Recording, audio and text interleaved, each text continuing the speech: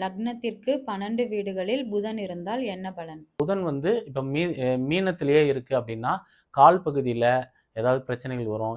எல்லா விஷயத்திலுமே அவருக்கு ஒரு இடர்பாடுகள் ஏற்படக்கூடிய அமைப்புகள் உண்டு. அதேமாரி பார்த்தீங்கன்னா, வெளியில நெறைய டிராவல் பண்ணணும், வெளிநாடுலாம் போணும் அப்படின்றது விரும்பப்படக்கூடிய அமைப்புகளா இருப்பாரு. 2ஆம் பாவமான மேஷத்துல இருந்துன்னா, சுய சிந்தனை மூலமா அவருக்கு பணம் சம்பாதிக்கிறது குறிக்கும். அவங்க மாமன் மூலமா சேர்ந்து பணம் சம்பாதிக்கிறதையும் குறிக்கும். இதே 3ஆம் பாவமான ரிஷபத்துல இருந்ததுன்னா, அவருக்கு பார்த்தீங்கன்னா, டாக்குமெண்ட் ரீதியா பணம் வரக்கூடிய அமைப்புகள் உண்டு. 4ஆம் பாவமான மீனத்தில இருந்ததுன்னா, அவர் பார்த்தீங்கன்னா, வீடு பார்த்தீங்கன்னா, ஒரு வீடா இருக்க மாட்டாரு. நெறைய வீடு மாறக்கூடிய அமைப்புகள் உண்டு.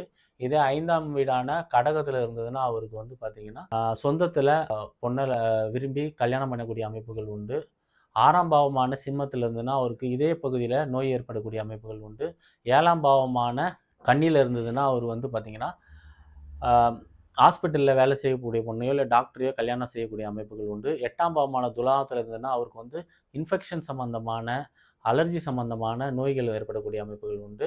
9ஆம் பாவமான விருச்சிகத்தில இருந்ததுன்னா, அவருக்கு பார்த்தீங்கன்னா, இந்த அமானுஷ்ய சம்மந்தமான விஷயங்கள்லாம் நம்பக்கூடிய அமைப்புகள் உண்டு. 10ஆம் பாவத்தில இருந்ததுன்னா, அவர் கோவிலுக்கு நெறைய விஷயங்கள் டெண்டர் எடுத்து அதில பிசினஸ் பண்ணக்கூடிய அமைப்புகள் உண்டு. 11ஆம் பாவமான மகரத்தில இருந்ததுன்னா, ஒரு நண்பர்கள் வழி நெறைய தொழில் செய்யக்கூடிய அமைப்புகள் உண்டு. தொழில் மூலமா நிம்மதி அடையக்கூடிய அமைப்புகள் உண்டு. 12ஆம் பாவமான கும்பத்தில இருந்ததுன்னா, அவருக்கு நண்பர்களால அவருக்கு விரயங்கள் ஏற்படக்கூடிய அமைப்புகள் உண்டு. இந்த மாரி புதன் 12 பாவங்கள்லயும் வெவ்வேறு விதமான பலன்கள் குடுக்கும்.